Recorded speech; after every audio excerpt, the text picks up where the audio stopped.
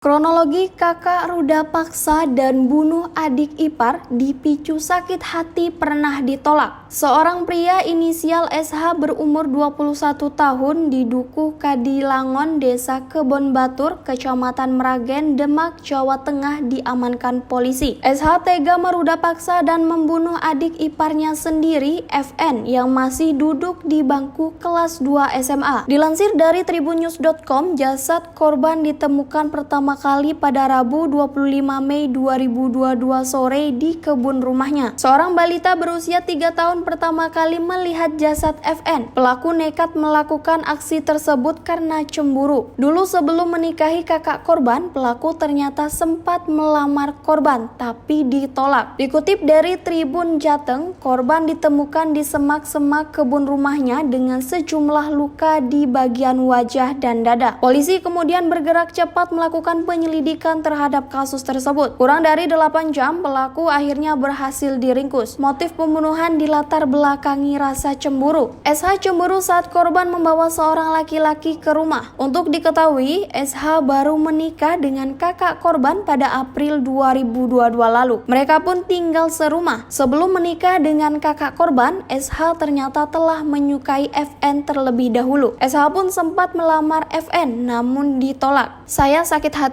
Sebelum menikah sama kakaknya, saya sudah berniat untuk melamarnya, tapi ditolak," ujar SH pada Kamis 26 Mei 2022 siang saat gelar perkara di Mapolres Demak, mengutip dari Tribun Jateng.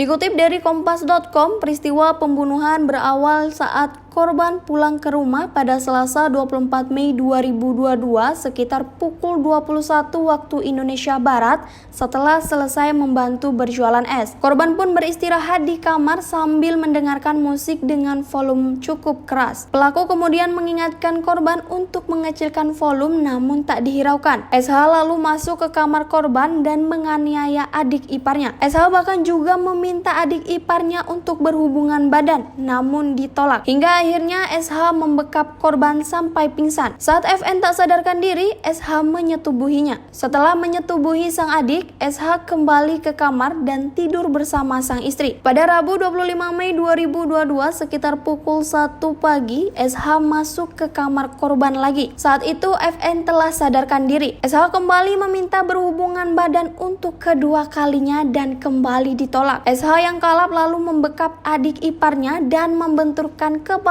ke dinding. Penganiayaan tersebut membuat FN pingsan. FN pun kembali disetubuhi oleh kakak iparnya. Untuk menghilangkan jejak, SH memukul korban dengan kayu dan mencekiknya hingga tewas. Jasad FN diseret dan dibuang di kebun dekat rumah. Sebelum meruda paksa FN, SH mengancam agar korban tak melapor ke ibu dan istrinya. Polisi mengamankan sejumlah barang bukti berupa pakaian korban, HP, dan kayu yang dipakai pelaku untuk menganiaya korban. Pelaku sempat membakar kayu tersebut. Kini pelaku dijerat pasal 340 KUHP tentang pembunuhan berencana dengan ancaman hukuman maksimal seumur hidup.